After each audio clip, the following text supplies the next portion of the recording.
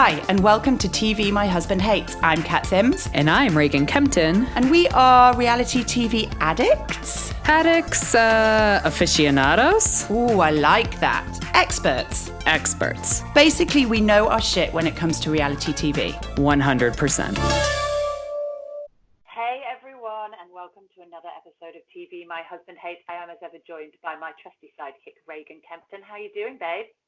Good. Just, counting down the weeks. Still inside. I don't know how many weeks we've been doing this in quarantine, but, our early chat is starting to get a bit like, so how you doing? I mean, I'm over it. Me, I'm still I'm inside. over it too. We're still doing the same thing. Nothing's really changed. Oh, Though we did.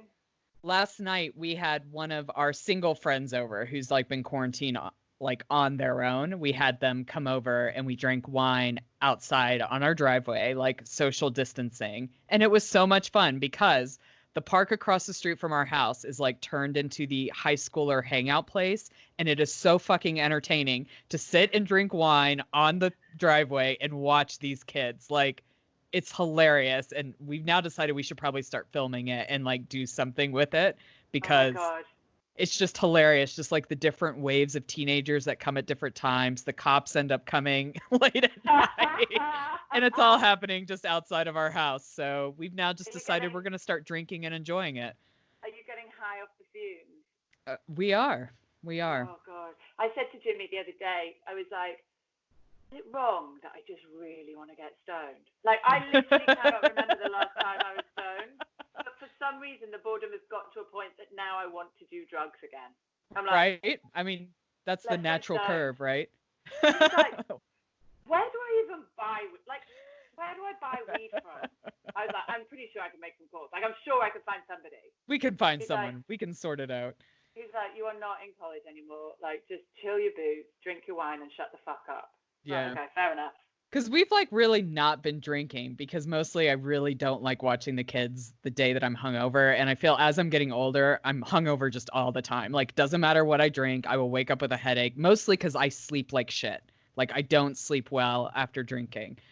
But now I'm you know what? Fuck it. I went and got 2 bottles of wine on my grocery run Friday and it was fantastic. So I think that's going to be our Fridays. We're going to invite our single friends over so that they don't have to be alone anymore. We'll sit social distancing on the driveway and watch the teenage antics on Jackass Hill. I mean, that sounds like good old-fashioned fun to me. It really is. Yeah, we enjoyed it. Well, we're camping at the moment because... I know, I'm so impressed. It's bank holiday weekend here, and it's a long one because we had VE Day on Friday and it's a bank holiday Monday. It's a 4-day weekend. And normally we would have gone camping as a family, to the beach, lovely campsite. That was what. Yeah. Obviously, we can't do that. So I said, without thinking, maybe we could just go camping in the garden. And as soon as the words left my mouth, I was like, what the fuck have I just said? What idiot suggests such a thing? Yeah. The kids that was obviously my heard thought. it and were like, this is an amazing idea. I was like, oh, God. Anyway. Once I'd committed, even Jimmy was looking at me like, who are you? Okay, where's the real cat and what have you done with her? So once I'd committed to it, I was like, well, listen, if I'm going to do it, I'm going balls deep. So I got the fire pit out. I put fairy lights. I made it some festival VIP camping thing. But then because it took me 4 hours to do that, I said to Jimmy, there's no way we're only doing this for one night. No, we're spending no the whole weekend out here. We're going to stay in here for a week. Jimmy's like, let's take it a day at a time. Anyway, we're on our second night tonight. I'm excited. First night was a little eventful, but, we're all still laughing, and it was just fun. Yeah, that's cool. I think that's another quarantine silver lining, just learning to say yes and have fun again. Yeah. Well, saying yes, I think, I have a really bad habit of slipping into kind of a no instinct where I'm just stop touching. It's no, can you just not? Because you're stressed and you're busy doing stuff. Right. So I'm really trying to consciously stop that because sometimes I say it when it's not necessary. Yeah. It's just easy. I could just let them do it. It's just easier. Right. So I'm really trying to say yes more. Nice. I like that. Because we always, one thing I really like about just our holidays or Christmas or whatever, is we do get into like a yes mindset just because that's all we're doing. And I think that's a good mindset to kind of approach quarantine as well. Like, just say yes. A lot of things go down a lot easier, and it's actually all okay. So I like that. It reduces the battles, right, as well. Yeah. We just don't need any more battles in our life. And also, we are all over it now. Like, Yeah. We're bored. We're emotionally, mentally feeling the strain. And the kids are too. They're like, I mean, the furthest they go is the park for like half an hour just to scoot around the park. And that's been like that for like 8 or 9 weeks. So I just feel actually we need to just give them some space, give them a little bit of yes. And if it fucks up the kitchen or the garden, it fucks up the kitchen or the garden. Yeah. No, I think the garden looks amazing. You've done well. I'll just go and scream in the bathroom where they can't hear me. Yeah. Well, and at least you like, this is the best part of camping, right? You're camping with like a kitchen and proper facilities. So if you're going to have to do a camping trip, like maybe the yard is the way to go. We don't own any camping stuff, so we'd have to buy it or borrow it and set it all up. So we're still debating, but we have been talking about camping in the yard. Well, Jimmy's now decided that this is now a family tradition, and every year we're going to camp in the garden. And it's going to go, he's like, and then there'll be teenagers and they won't want to do it. They'll be like, oh, I don't want to do it. And then we'll make them do it because it's like a family thing. And then their boyfriend's over. And I was like, but they don't sleep in the same tent. He's like, not under our roof. I like it. That's where we are. So for our American listeners, what is VE Day? VE Day is Victory in Europe. So it's the day that Victory in Europe was announced after the end of the Second World War. That's what we thought, but I just wanted to clarify in case, because we don't obviously celebrate VE Day in America. No, and it's the 75th anniversary, so it's kind of a big one. Don't get me started on all the people that just flouted social distancing to eat fucking scones and dance under bunting. I mean, but they did. So you were still responsible and social distanced your VE Day celebrations in your back garden. Yes. Not a euphemism. Exactly what we did, because I'm not a dick. Yeah. I like that. I like that about you. It's the strongest quality, actually. My lack of dick. Yes. All right. Dear. So it's a quiet week for us because I guess a lot of this is because it has been impacted by COVID-19. Things that were supposed to start have been delayed. So we're down to 4 shows this week. Yeah, I'll have to do a little corrections corner because I think last week I said definitely $1 Million Listing LA was still coming out, but it actually wasn't. They just didn't make a big announcement about it. So I double checked. It's not obviously out this week. So we only have 4 shows, and I'm a little bit worried that we're going to dwindle because we will be losing Vanderpump Rules and I think Below Deck Sailing Yacht here fairly soon. Well, you know what we can do is if we get down to like 2 shows, we can also look at the kind of reality TV news and the gossip and stuff and maybe talk about some of that stuff too. So don't worry, even if there are no shows, we'll still be here with chat. Absolutely. We'll still make it fun. We'll make it nice, as Dorinda Mentley would say. We'll make it nice. Make it nice. Speaking of which, we're not going to go to New York first because that's the last one. Instead, let's start with what we affectionately term BDSY.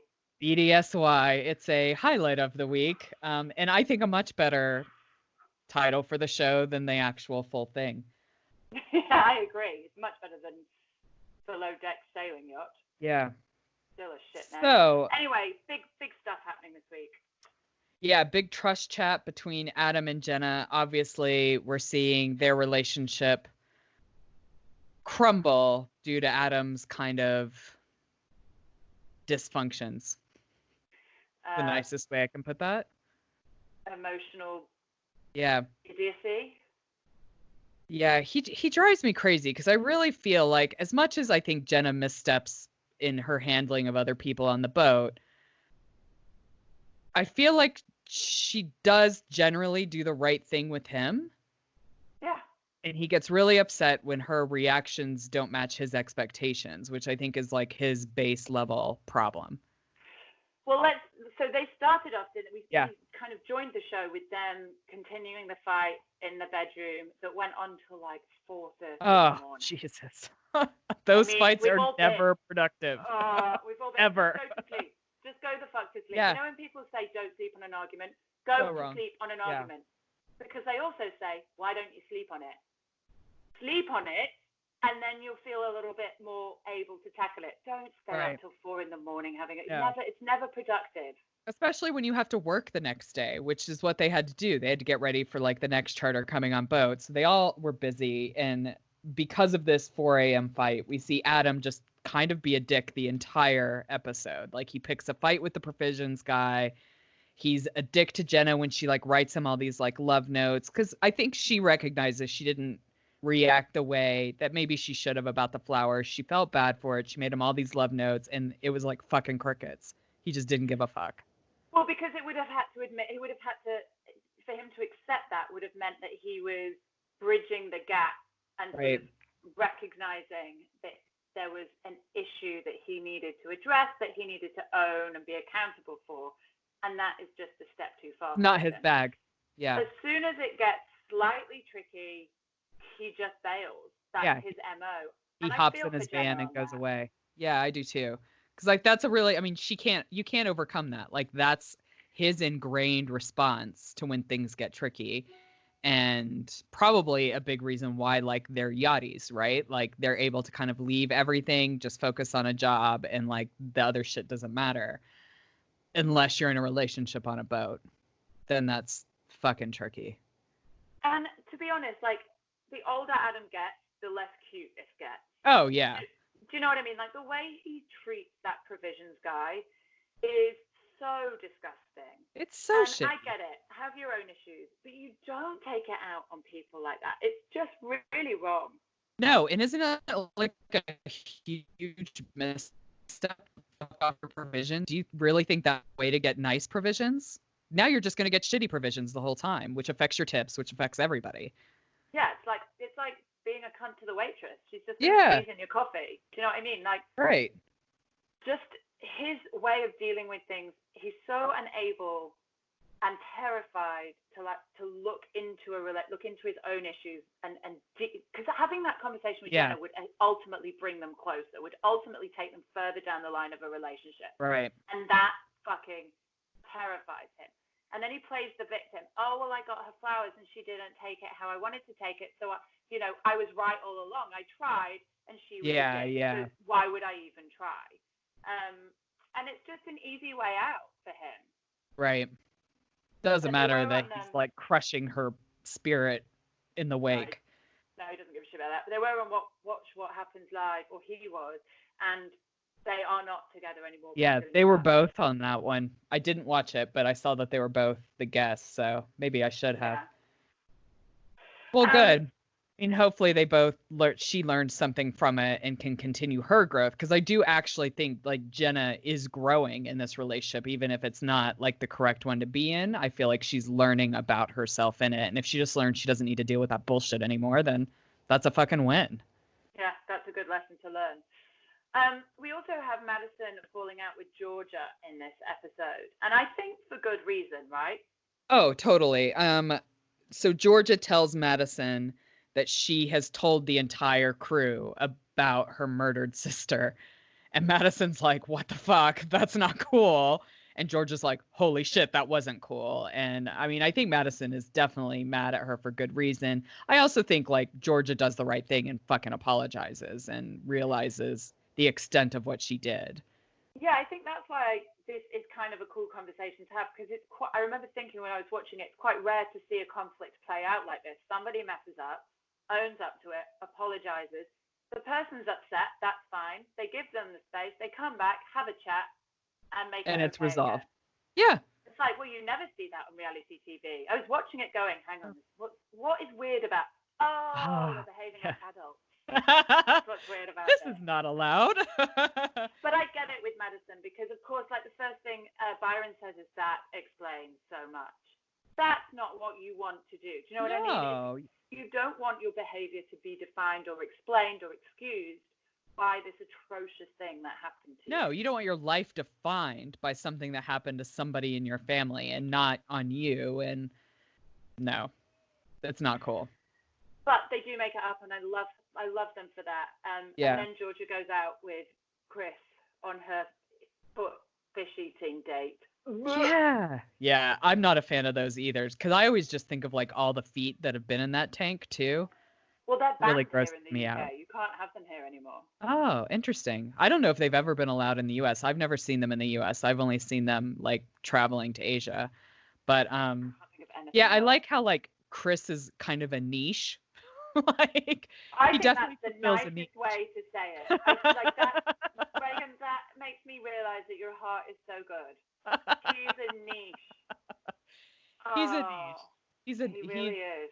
He's a person for somebody. I don't know if that person is Georgia. That person is not Georgia. I think we But- can be clear. Yeah, but that person is out there. I do enjoy their banter. I think Georgia gives good banter. I do too. I really like Georgia. She's smart. She doesn't take herself too seriously. She's up for things without it being. She's not one of these thrill seeker. I have to do everything just for the sake of it. Like she's just open to opportunity. I really like her. She's one of my favorites on the show. Yeah, I totally agree. I like that she went on the date, even though Chris is probably not her thing, just to like go and do it and kind of learn more about him and, you know, not be a dick. Well, exactly. And I mean, the reality is Georgia's heart is still with Paget. And she says in her interviews, I fucking wish it wasn't the case. But it is. And I feel awful about it. And I'm not, you know. And I'm not doing anything about it. Yeah. I appreciate the way that she's handling it. Well, she's handling it like a real grown-up, right? Like you don't always get what you want, and you don't necessarily fuck shit up for the other person just because it's not how you want it to be. Like I think she's handling it all like really respectfully of Ciara and Paget and their relationship. It sucks, but this is where nothing can happen. Yeah, I mean, and I think Paget and her are handling it. There's just the right amount of flirting, if any amount of flirting is right. Right. You don't want any more than that. Yeah. Just on the level. And Paget in this one, it was a really interesting concept. I think we learned a little bit more about Paget in this episode. Yeah, I think he becomes a little bit less vanilla for me. Like I'm learning about the dude behind the lead deckhand, and when the guests want like a topless deckhand to deliver the cake, he really opens up about kind of how he's had body issues. And I think it's really interesting because we talk a lot about body positivity for women, and we don't necessarily think that that men need any help in the body positivity because most are just overcompensating dicks. But I think this really gives us an insight into like male body confidence issues and how he was a bit chubby and he was picked on for it. So even now he's not super comfortable like taking off his shirt and doing these things. He'll do it, especially because this guest is lovely. But I thought it was just really interesting. It gives him a little more depth to me. It makes him kind of a full person. Me too. And it also, the industry is going to exacerbate that. All these deckhands are ripped, suntanned. You know, he's a blonde, he's pale skinned, he's not got a natural tan. He's not the typical deckhand, built, buff, tan dude. So all of those things are exacerbated by the environment that he's in. But you just saw that really endearing lack of confidence. If that's, I mean, it's not, and you know, I don't want him to have a lack of confidence just so we like him more. But there was something really endearing about him, really pushing that. The workup and the press-ups and the pull-ups. And all the rest of it. I just wanted to give him a hug and go, you look great, dude. Yeah, you don't need all this. No, I 100% agree with everything that you've said. Little beefcake. Yeah. What I also really loved about this, because I'm mega superstitious, is like the bad dream that Captain Glenn had. Like the boat was sinking, and then the crows come. Ooh, the crows. Then the wind comes in. I was like, this is real life cross my palm with silver pirate shit. Right? I loved it. Yeah, the mysterious oil appearing all over the deck, and it's probably because they did that like huge lean, but would you have been cool with that lean, or would you have been like, I don't know, dude. I would have been pretty creeped out because I mean they were really close to the water. Like I mean people could have fallen in, and that would have scared me. I probably would have like gone down below. Yeah, I think I would have definitely gone down below as well. They were just hanging out on the deck thinking it was like hilarious. I was like, that's quite scary actually. Yeah, I mean, I don't know. Maybe they just trust Glenn that much. Like Glenn could really sort it out. But I mean, my father-in-law sails and he's got a sailboat, not to the extent of these like mega yacht sailboats, but like when the wind picks up and takes you off guard, like it can be a little bit scary because it's just like you on the outside of this boat. Like there's no underneath to go on. So I don't know.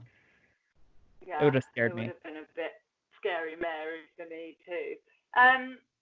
Is there anything else for below deck? No, I think that's all. These charter guests are lovely. Obviously, one is battling cancer, which brings up a lot of issues with Jenna because she had lost her dad to cancer. And so I think the crew really, like, other than Adam, really kind of bonded together to really try to make this a fantastic charter for her. And I loved her outlook. Like, she was just such a positive fighter. I don't know. I really liked her. Yeah. They're kind of my favorite of the charter guests for very different reasons this week. Me too. Me too. I think going back to just Jenna, I think it was nice to see a little bit more depth with her, kind of talking about that as well. I think it's it's really easy to make assumptions based on the 40 minutes of film that you see, but actually it's nice to see that there's something else. Nice to learn the things that make them the people that they are. Yeah, totally. On that note, we can head over to Vanderpump Rules and see Jax turning back into the person that he has been in the past. What the fuck is going on with Jax? Do you agree with them that it's because it's like the wedding's over, his 40th's over, and he's not the center of attention anymore? Yeah, because I think if you think previously, his dad had passed away as well. So like his dad passed, so he was getting a lot of attention from that. He and Brittany got engaged, so he's getting a lot of attention from that. Then it was the wedding. Then it was like I think he's gotten used to all the attention, be it positive, all this positive attention towards him, and people not really calling him out on his bullshit because he's been dealing with a lot of stuff. I think his time limit has expired on all these things, and I think he's pissed off, and that's why he's like fucking rage texting everybody. Like it's a throwback to Tequila Katie when she used to rage text people. Like it's just absurd. But at least Tequila Katie had a ton of tequila in her. Like Right. Jax is just doing this sober. Like there seems to be something going on. Do you think there are real mental issues? He speaks to Tom. I mean, I feel like there are real mental issues, but not the one that he's talking about to Tom. Do you know what I mean? I totally agree. I think reality is hitting Jax, and I think it's maybe something that he has not really had to deal with because there've been so many things going on that he's just kind of been in survival mode. So he's just been like dealing with these things one at a time, and now everything's kind of dealt with, and he's left to really work through the emotions of all those things. And I think that's what he's doing. I think that's why he's lashing out. I agree. I think like the death of his dad was kind of tempered by the fact that he was engaged and getting married and all of that stuff. And now it's like when you work really, really hard and then you stop. And and that's when you get sick on your holiday. Right. It's like that. He's just gone through, and now he's here and it's all catching up with him. But I feel for Brittany as well because she has always been like his defender, and they make a great couple, but she really bears the brunt of the issues in that relationship. And just to see her having to like, she still wants to turn up for her friends at the things that she thinks are dumb, but then she has to be the one to like explain, excuse, defend, and that must really start to take its toll as well. Yeah, I think that sounds boring and shitty. Like you don't always want to have to be the one apologizing for your partner. And I think that can really wear on a relationship as well. Like if you're always having to be that person who tries to explain away the behavior or, side with your friends, but also not throw your partner in the shit. Like that's a hard place to be for a long period of time. And I hope that that's not the case for her because I don't know if their relationship would weather that or even her sense of self could. No, and I don't know if any relationship could or should weather that. If this continues, it's unreasonable behavior. It's eventually going to break them down. And Brittany's such a sweetheart.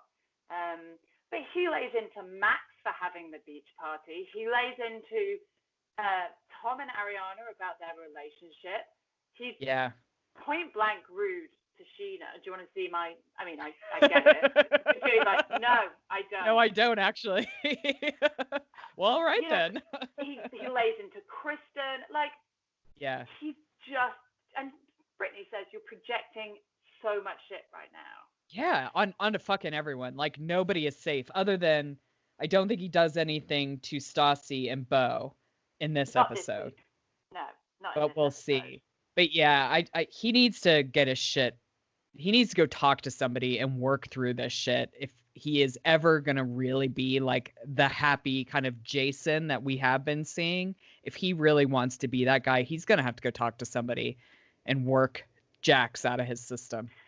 I mean, the other thing is it could just be post-wedding come down. I mean, that's quite a thing. Like, you spend a whole year, a ton of money, you get over the day, and it's this massive anticlimactic kind of reality where you're like, oh, well, this is it now. And life is still the same. It could just be that. Totally. So maybe he'll get over it, but I don't know. Maybe he's just on his man period, as many people pointed out. Just his time of the month. It drives me nuts. Blaming everything on periods. Right? Why don't we blame Jax's behavior on our period? Fucking man period. That aside, we also now, if you're here for a rant, you're probably going to get one now. But let's talk a little bit about Brett and Sheena. So this has all been really interesting to me, this whole thing about the music video, because when I watched this episode, I was like, okay, like I get it. Like she was a bit much. I think he's blowing it a little bit out of proportion, but maybe he really did feel like uncomfortable. And then I read the article. I posted it in the group, I think. Yeah, you did. I read this really fascinating article about how actually Brett is just gaslighting and being a huge dickhead. I read it, it's like, holy, I saw it another way. And go ahead. No, Okay. You carry on. Yeah, so I can't believe that I was actually kind of on his side while I was watching this episode after watching the article and really taking a think back to like his whole interaction with Sheena. Like, Sheena's annoying, I get that, but he is gaslighting her. Like, he's making it out to be something that it 100% wasn't. He signed up to do the video. The video is what the video is. It was never going to be anything different. But I really don't like the way he treats Sheena. Like, even when he did his YouTube video where he like made it out to be something different to her, and then when she was like on air, totally flipped the tables on her and was really calling her out for being like middle-aged and like being a fuck girl and like all this shit that was not like agreed upon. And then he's doing it again after this video and like trying to make her out to be like a sexual predator on him, where she's like, it's just a fucking video, like you need to calm down. I was the same as you. I actually read the article before I watched the show, so I don't know what my initial reaction would have been. But Sheena is Sheena. And yes, I'm sure that she did say, do you want a blowjob? I'm sure she did. But just like the article says, Sheena will have done it in some kind of ill-judged joke. Right. You know what I mean? It's not, she's always going to be that person. But he's using it to kind of continue this narrative that she's obsessed with him and that she just can't take no for an answer. And that is really damaging. And Sheena talks about it in the interviews. Men in LA, I mean, I'm going to have to guess and say men all over the place. Right. Do not say what they want. And he's using this information to make it seem like it's something that it isn't. And he's also doing it to try and stay cool with Dana and Lala. And it's just playground bullying. Yeah, 100%. And also, he is not a nice guy. This is not just he's a really nice guy making a bad decision. Right. I genuinely do not like his dark serpent soul. No, I think you're absolutely right. I think we see it where like he says one thing to Max and a different thing to Dana. And like, I think that's going to erupt badly, hopefully badly for him. Like, I kind of want Dana and Max to get back together, like after everything we saw in this season or this episode, because I think Max was actually really coming from like a feelings place. And I think he did have feelings for Dana. And I think Brett has kind of fucked with it just because he feels like he can. But I think he likes to play people off each other to try to further his own agenda, regardless of the feelings of the people involved. I 100% agree. Max and Dana make a great couple. And I hope that he's triggered something in her that's making her question her choice right now. Because I think Brett is pulling the wool over her eyes and pretending to be this kind of really deep, meaningful, thoughtful, new agey, post third wave feminism guy. And actually, he's a snake. And Max is really authentic. And he's like, listen, I don't have a problem. Of course, you have the right to go and do it. Yeah. I'm saying that I still have feelings. I find it uncomfortable. And I hope he's planted a little seed that makes Dana think, actually, Max is a much better fit for me. Because at the end of the day, Brett is also sick. Thick as fuck. Yeah. And Dana is whip smart. Max is smart. It's just a better fit. Yeah, I totally agree. I mean, Max definitely has his foibles, but I mean, he's single, so he sleeps with that girl in Vegas that is like a mini Sheena. But I do think like he's in this episode, we see this real talk between him and Dana. And I like that he's like, of course, I'm not going to tell you can't do anything, but I don't like it. But I don't want that to like stop you from doing those things. But you do need to know that I have real feelings in this game. And I like the way he does that. Like, I think that's being true and honest, whereas Brett is just fucking conniving and gross. Well, and in this particular setting where it's LA and it's very like surface level and everybody's in it to get famous, that kind of conversation has real value. And I just hope that Dana recognizes that, because I don't see Brett having those conversations with her that I feel are as authentic or genuinely real. I'm interested to see next week, because I think that Brett gets put on the spot with Dana and at the dinner table. Like, that was in the trailer, which I'm excited about. Yeah. And I hope he gets exposed for the snake that he is. Yeah, I love this show. I feel like I actually kind of like this new dynamic in. I think they've needed some new people. I don't think Danica is one of those new people that's needed. I don't think Charlie's needed, but I like Dana and Max. And if we have to deal with Brett in the meantime to kind of have more Dana and Max, I'm okay with that, because I do think it's highlighting a really gross side to kind of these new age feminist men and how they kind of play it in a very chauvinistic way. Well, does that make sense? For the love of God, male R&B artists have been making sex videos since time began. Yes. And as soon as a girl does it, she's violating. She can't, like, it's impossible for Brett to imagine that a girl can just own something super fucking sexy. I mean, if that's your thing. I didn't think it was that sexy, but she still has the right to make a video without being called a fucking sex predator. He knew what he was doing. Absolutely. And honestly, I like Sheena's reaction to it. Like, are you kidding? Like, it's acting. Like, are you kidding me? I don't want this too seriously. Yeah. But somebody who is taking things seriously is James, who I am really starting for the first time to see something in him that I genuinely like. Yeah, that's like a good human in there. There's a good human in there.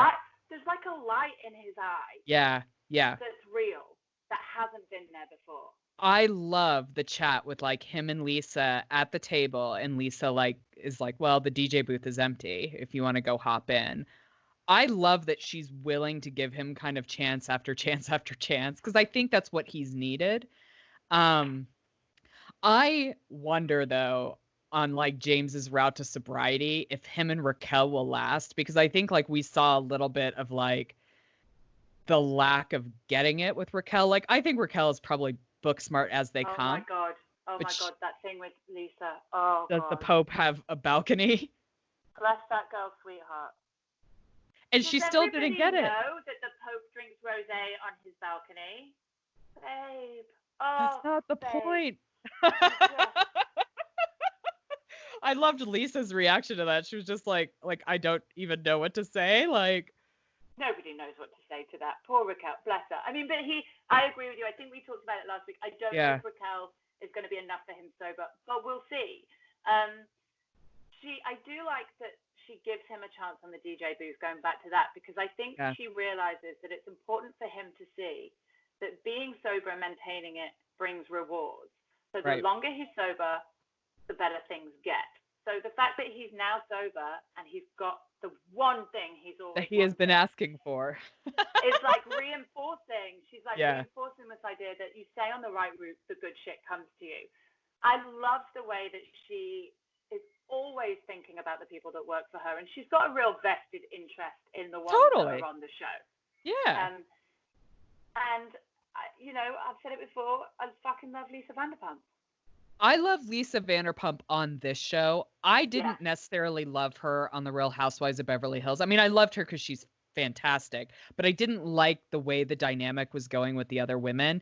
And here, I think we can really, on this show, I think we really get to see Lisa's heart and the amount that she cares for people and how invested she really is in like her life in LA and like these restaurants and the Vanderpump dogs and just these connections that she has. Because I mean, Lala barely worked for her, like maybe a season, but like she really sees something in Lala and they really like work together in like other aspects of their lives. And I think that's cool. Like, I think Lisa's one of those people that has to be the matriarch, and I think with Beverly Hills it just got to a point where she couldn't maintain the matriarch role. The equality started to even out a bit and it just didn't work for her. That's not where she excels.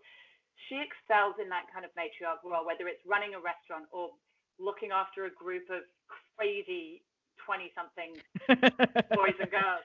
That's where she sits really well, and that's not, you know, some people are just born to kind of be leaders, and that's Lisa. She's not part of a pack. So I think it makes sense that this works for her and Beverly Hills doesn't. Yeah, no, I think that's an excellent point. Speaking of Beverly Hills, geez, the segues have been great today. Nice. It's about time. It's only 36 episodes in. Speaking of Beverly Hills, shall we talk about Real Housewives of Beverly Hills? Yes, we should.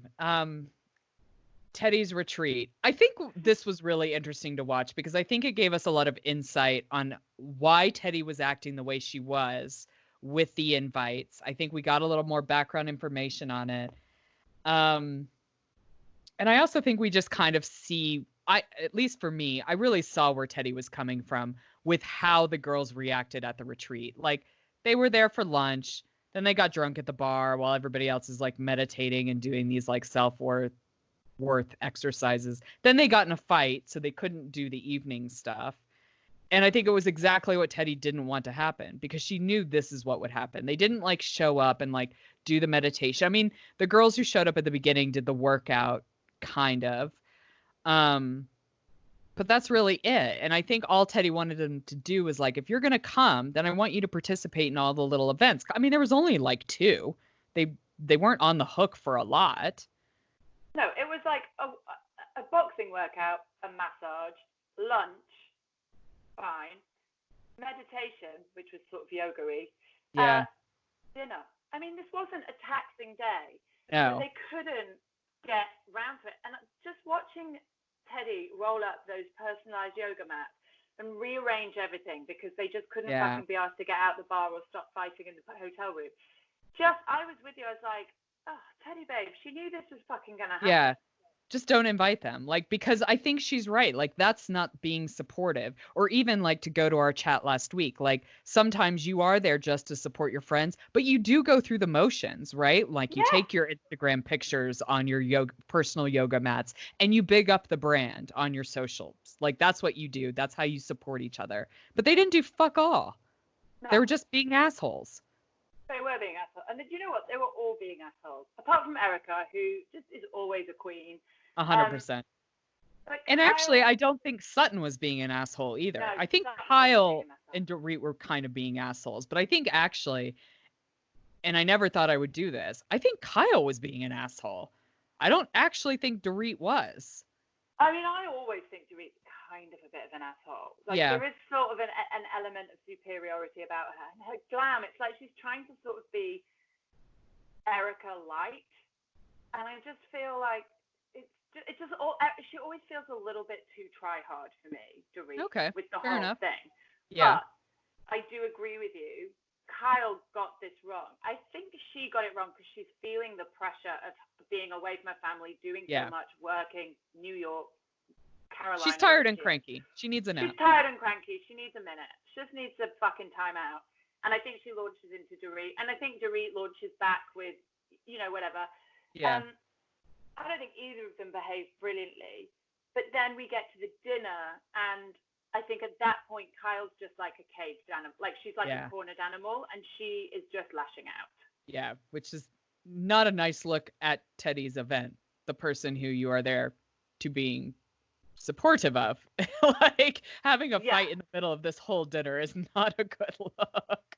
No, and even if Kyle was right and Dorit had been fucking around with Glam and she had just been a bit selfish and self-obsessed, it doesn't need to matter to Kyle that much. Like, Dorit's right. If it doesn't matter to Teddy, why is it bothering me so much? Right. Like, tell me once and then let's move on. Yeah. But this constant thing, and I really feel it's because Kyle feels she's got so much on, and she could turn up and do it, and then Dorit's fucking around on Instagram doing a photo shoot and doing Glam. But yeah, and then obviously it carries on into Denise and Aaron's pizza party. Ice cream party. Yeah. Yeah. It's really. I don't even know where to start with this. Well, here's what I get really, like, they start talking about who's been with girls.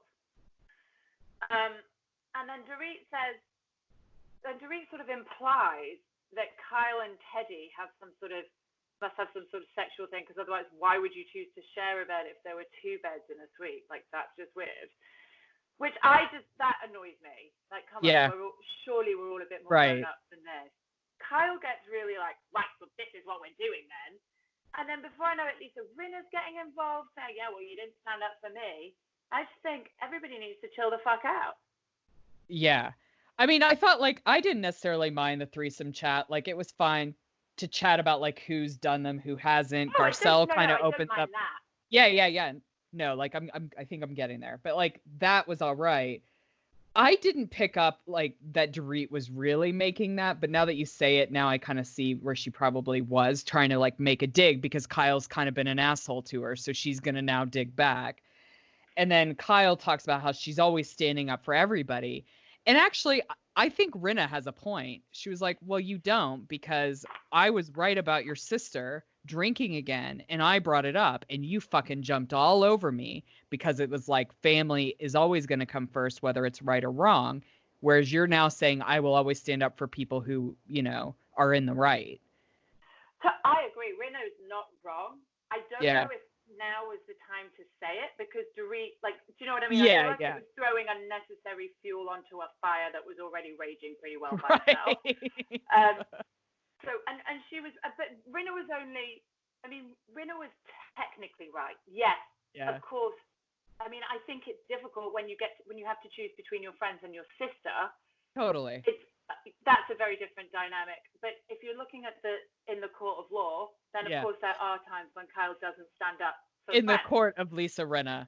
That would not be correct. But Lisa Rinna loves to throw a little more gasoline on a dumpster fire. Always. Like, that's her role. I love it. It makes for great TV. Personally, would I love to have a friend like that? Probably not. But like, she definitely threw that last little match on that raging dumpster fire of a dinner, where Denise was just like, I don't know what the fuck to do. And then, of course, Kyle starts crying. Of course. Starts saying nasty things about Denise. Which is like, you're at Denise's house, man. That's just bad manners. Well, and just like, she wasn't even involved. Just because somebody doesn't spend hours in fucking Glam just to go to lunch with friends doesn't mean that they're a ragamuffin. Oh yeah, like, I just felt like none of that was needed. Like, and she was rude as fuck to Denise. Like, told her to fuck off, and like, it's like, dude, you're at this woman's house. She's opened up her house to you. She's feeding you. She's done all this great stuff. Like, show your boobs. Yeah.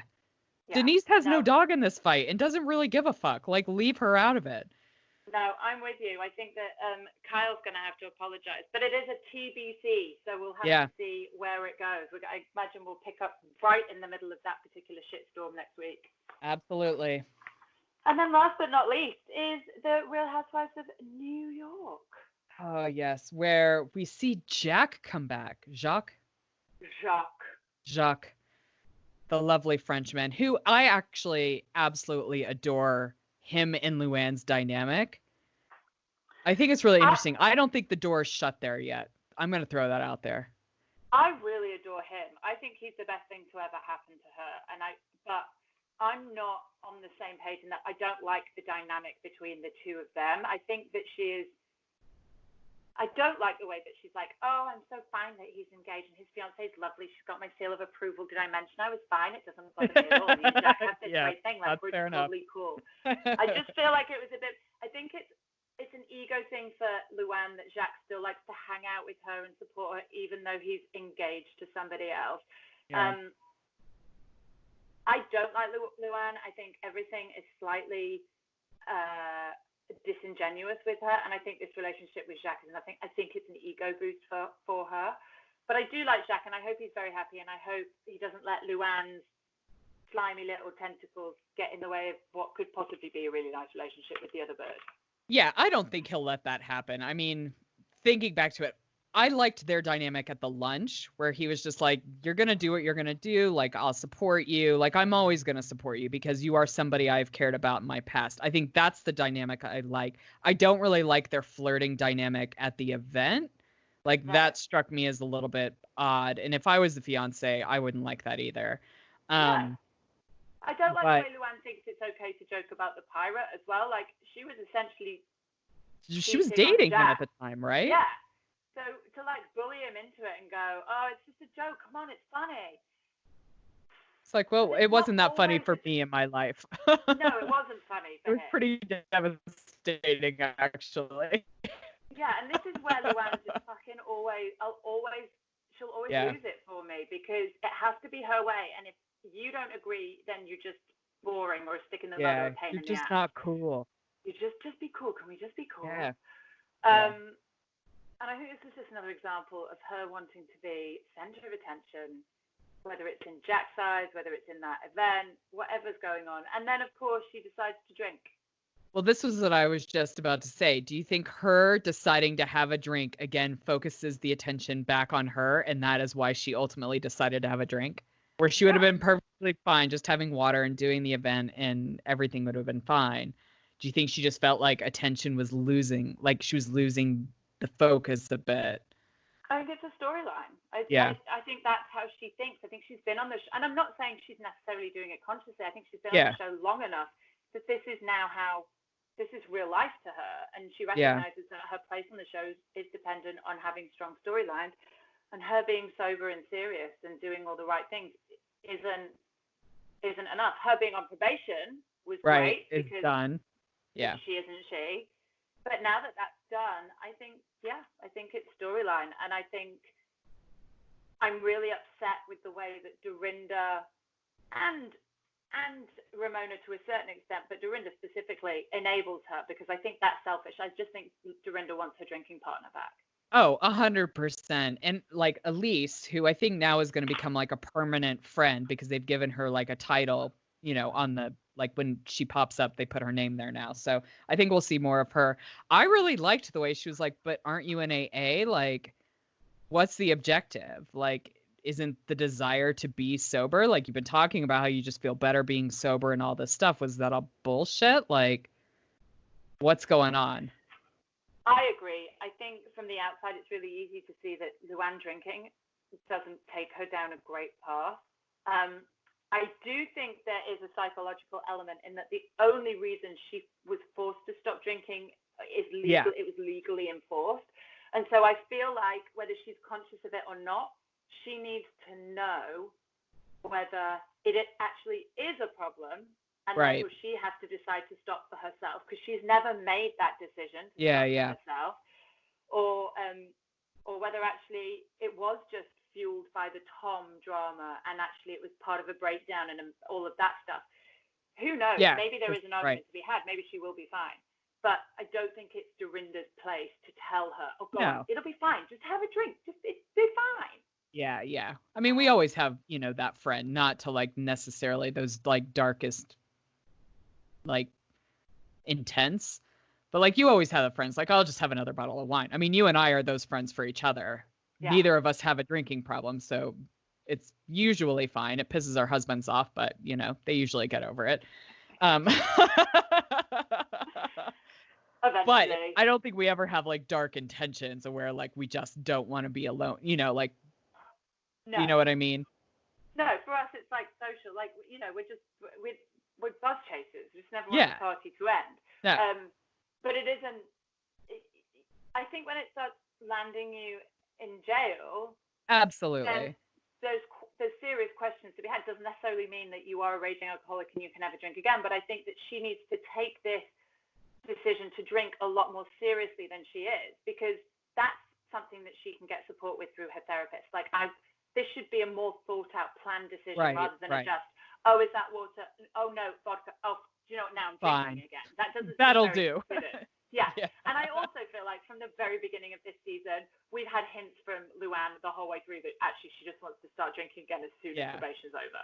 Right. Well, and again, you're right. Like, that's fine. Then you work that out with like your therapist or whoever, and you have a plan and you make it intentional. Don't make it off like, oh, they've said it's fine, so I'm going to do it. Dorinda told me it would be fine. Doesn't cut it.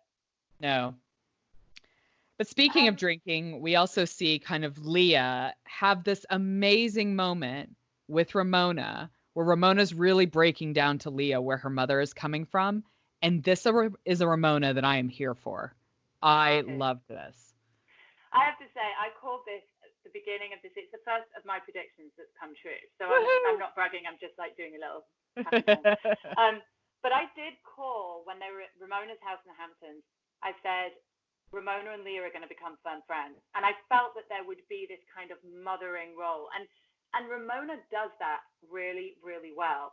Yeah. And the problem is with the other women that sort of her peers in age, it doesn't really come off very well. But with Leah, she's happy to take that because, A, she's vulnerable to that. Like, to have a mothering figure in the first place is great for her.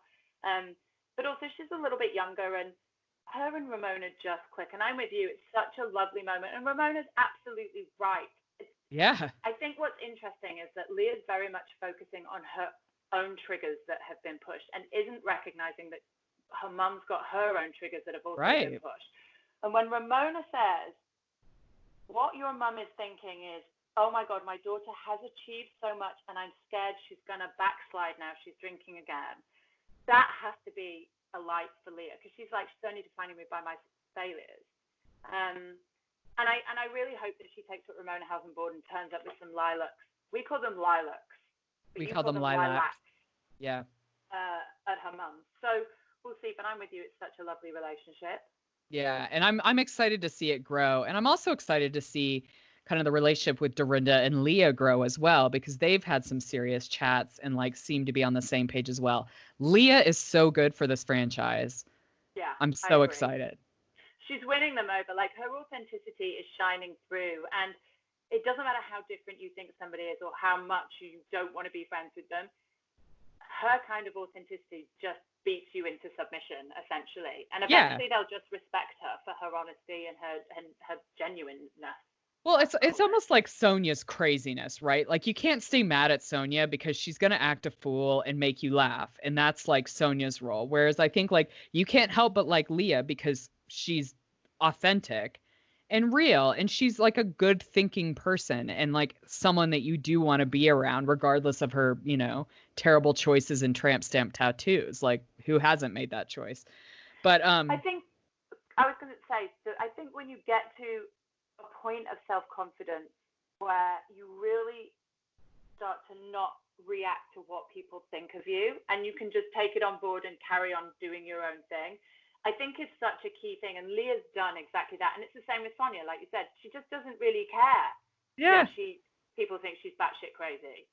She's like, it's me. Yeah. What am I gonna do? Deal with it. Have a good time with it. I do. It's fine. Yeah. And I think that's what sets those two apart. Everybody else is so very worried about what everybody thinks, and But no, I agree. I think Leah's a great addition. For sure. Excellent. Do you want to have a quick chat about Tinsley and Dale before we move on? That lunch that they have?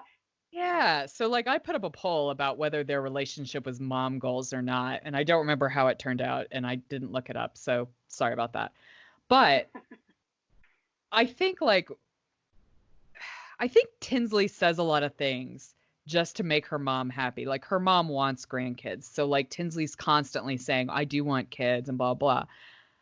But in our pre-chat meeting, we were talking about this and you brought it up. Like she's had her eggs frozen for ages and loads of people are having babies on their own. If she really wanted kids, she'd just do it. Yeah, she would have done it by now. She's 44. These eggs have been frozen for years, like 70 years is how I kind of feel it's been. I think you're right. And there's heaps of there's no nobody cares about this anymore. It's not like this is a big deal. If she wanted a baby, she would have just gone and done that by now, and she hasn't. And I just think you're exactly right. And I think it comes back to that curly hair chat previously. Right. She's constantly just trying to please her mom and be the person that she thinks her mom wants her to be. You know, her mom's like, did you love walking down the catwalk? I loved it. Like, that for her is success. Yeah. I'm not dissing. Like, it's to walk down the catwalk, but you can tell that that's what set her mom's heart on fire. Not the fact that she's, you know, doing her thing in New York and come back from being arrested and in a terrible marriage. You know, that's not that big of a deal. But the fact that she walked at London Fashion Week, that's what sets her mom's heart on fire. So I think it's difficult for Tinsley, but I think she's 44. Like, shit will get off the pot. Well, and I feel like she doesn't want kids. Like, and I think that's fine. Like, just be honest. Like, nobody really cares. I mean, your mom may be disappointed, but she'll get over it. Like, this is your life. You can't have kids to make somebody else happy because it's hard work. Yeah. Even when you have kids to make yourself happy. Turn out well. Yeah. It's not all rainbows and unicorns, my friend. So I don't know. I wish a little bit rainbows and unicorns. No, I mean, there's flashes. I mean, there's flashes of greatness. Right. But it's a lot of work. It's really fucking hard. And I don't necessarily know if, like, Tinsley's up for that. I don't know if I would be up to start that at 44. Like, I'm not even 40, and I'm, you know, I don't feel it all the time. No. I mean, no. I hope that, you know, I mean, she's now with Scott again. They're getting married. Maybe that will change it. But I still feel like she'd still be doing it because she feels she has to, rather than some really deep-seated desire for herself.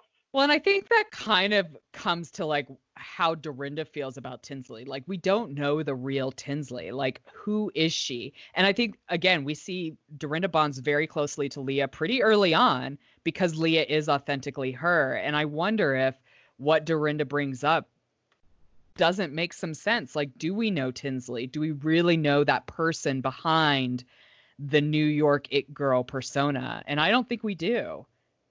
But I don't think she does. Here's the thing. I don't think she does either.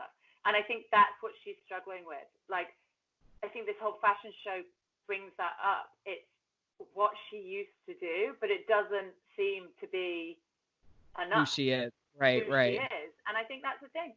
You know, she's never really had a job. She's never really done very much. She's been an it girl. She's been a socialite. And I think she's getting to an age where she doesn't have kids. She hasn't got a husband, and she's wondering what the fuck she's doing with her life. Yeah. But she's not able to necessarily verbalize that yet. Right, and I think if she just took control and went, you know what, I don't want fucking children.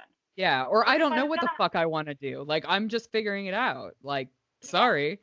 If she was real about it, I think that would connect her to people a little bit closer than maybe she is. Because I think everybody kind of feels that way about Tinsley. Like, they just don't know her. They don't know how to connect to her. I really think, in a weird way, Dorinda is making the most effort to try to connect to her, even though she doesn't always handle it the right way.